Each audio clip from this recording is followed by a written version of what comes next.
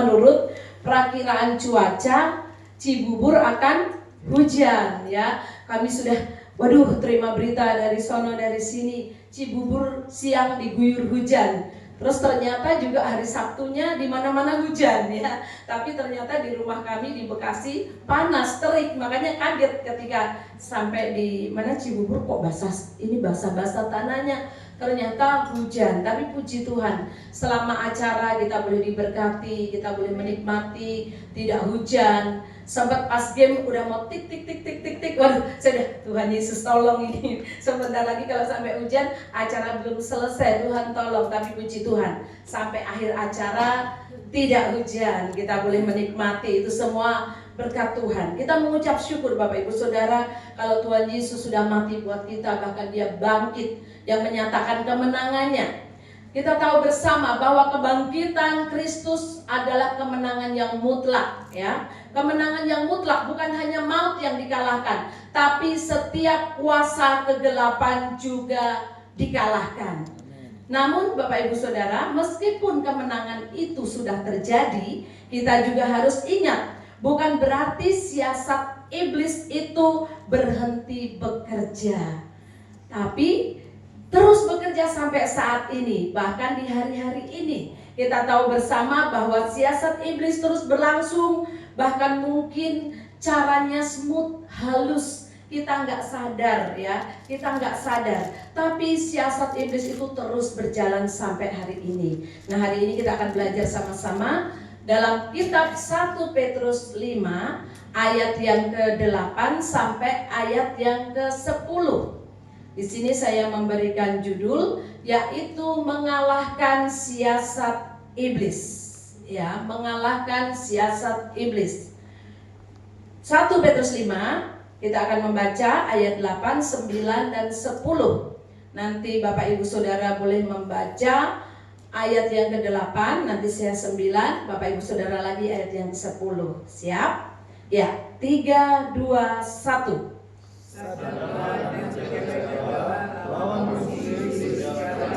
Sama seperti singa yang mau dan mencari orang yang dapat menolongnya. Lawanlah dia dengan iman yang teguh, sebab kamu tahu bahwa semua saudaramu di seluruh dunia menanggung penderitaan yang sama. Dan Allah segala kasih karunia yang telah memanggil kamu dalam Kristus kepada kemuliaannya yang kekal, akan melengkapi, meneguhkan, menguatkan dan mengokohkan kamu sudah kamu menderita segala kelamannya. Ya, kita tahu bersama bahwa siasat iblis itu terus berjalan dan terus berusaha untuk menjauhkan manusia dari kebenaran, dari kebangkitan Kristus itu. Di sini kita sudah membaca bersama bahwa surat 1 Petrus ini, boleh next slide? Ya, surat 1 Petrus ini ditulis oleh Petrus ya untuk menguatkan jemaat mula-mula yang ada di Asia Kecil pada waktu itu, yang sedang mengalami penganiayaan yang hebat dan juga sedang mengalami penderitaan. Petrus memberikan surat ini, menuliskan surat ini dengan tujuan untuk menguatkan mereka. Selain itu, Petrus juga mengingatkan kepada mereka supaya mereka tetap waspada ya terhadap tipu daya iblis yang menegaskan bahwa yang membuat mereka merasa ragu. Wah, ini kalau saya menderita ini bagaimana?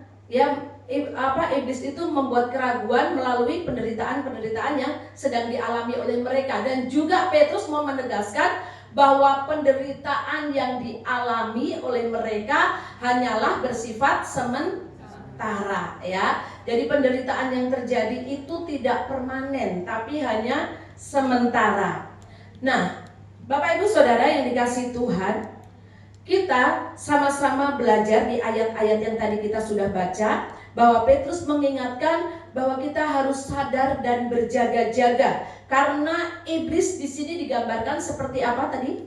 Singa yang mengaum-ngaum mencari kesempatan untuk melemahkan kita di tengah penderitaan yang terjadi, di tengah permasalahan yang terjadi dalam kehidupan jemaat pada waktu itu. Dan juga kita tahu bersama jemaat dipanggil untuk melawan iblis dengan iman yang teguh, ya. Jadi Petrus mengingatkan kepada mereka dan juga sekaligus memberikan cara. Bagaimana caranya? Harus melawan iblis, ya, harus melawan. Dan di sini juga di ayat yang kita baca tadi, setiap jemaat pada waktu itu dipanggil untuk melawan iblis dengan iman yang teguh dan juga didukung oleh saudara-saudara seiman yang lain yang juga mengalami penderitaan yang serupa, ya. Di sini kita belajar bersama secara ringkas. Nats ini mengingatkan kepada setiap kita supaya kita senantiasa berjaga-jaga dan kita mengalahkan tipu muslihat iblis, ya. Bapak Ibu Saudara yang dikasih Tuhan, iblis itu tidak berhenti bekerja sampai sekarang. Bahkan iblis itu kerjanya 24 hours, ya. Kalau kita ada tidurnya, kita ada istirahatnya. Tapi iblis musuh kita ini dia bekerja 24 jam dalam sehari. Jadi apalagi kita, ya, kita jemaat Tuhan yang hidup di kota besar seperti Jakarta ini. Kita tahu bersama, ya, ada lagu yang mengatakan siapa suruh datang Jakarta, ya. Enak gak sih Bapak Ibu tinggal di Jakarta? Enak gak enak?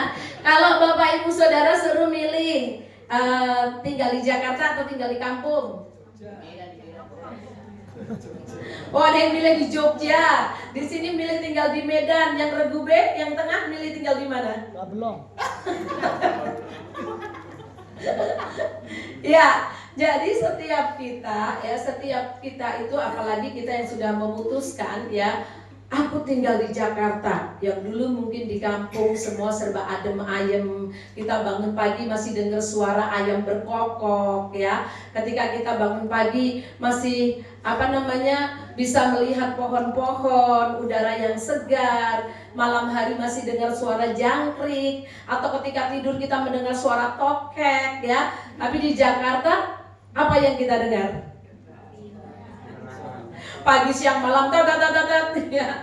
Pagi siang malam, aduh macet di mana-mana. Inilah kota Jakarta, ya, kota yang sekarang ini kita tinggal. Di mana kota yang penuh tekanan. Betul Bapak Ibu? Kalau kita di Jakarta nggak mau bergerak, nggak mau bekerja, bagaimana? Nggak hidup, orang makan katanya. Iya, kalau kita nggak mau bergerak, nggak mau bekerja, kita nggak hidup, kita nggak makan. Ya, penuh tekanan dalam pekerjaan, semua mengalami tekanan-tekanan dalam ada nggak ibu-ibu di sini? Enggak kok, saya kerjanya santai sambil ngopi-ngopi, sambil tidur-tidur. Ada?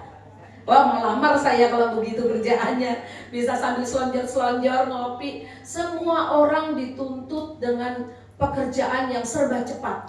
Semua serba dikejar. Betul ya? Kita bangun pagi aja udah dikejar-kejar, betul?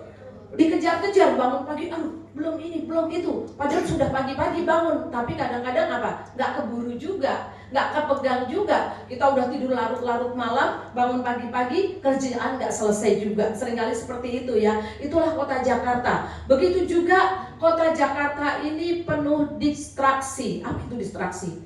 Terasi, sambal.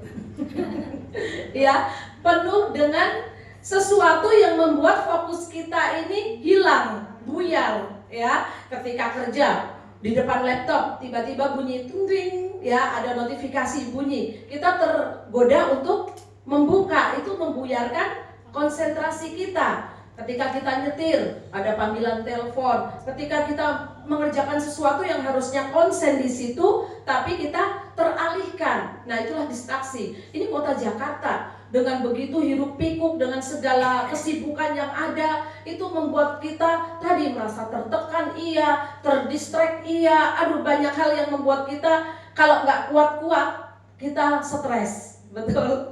Kita jadi burn out, ya. Kita jadi aduh, ini belum selesai, semua sudah deadline. Apalagi yang kerjaannya mungkin lebih dari satu, atau yang kesibukannya bertumpuk-tumpuk, ya. Mungkin harus bekerja, harus kuliah, harus pelayanan, harus semuanya. itu membuat kita hati-hati ya, harus hati-hati karena tidak mudah di situ. Nah, di sini dalam situasi seperti ini seringkali ya kita orang percaya mengalami namanya siasat iblis ya, mengalami siasat iblis yang mungkin tampaknya semut itu bukan semut kecil yang gigit-gigit itu ya, tampaknya halus, pelan, gak berasa, tapi itu siasat iblis itu mulai masuk dalam kehidupan kita.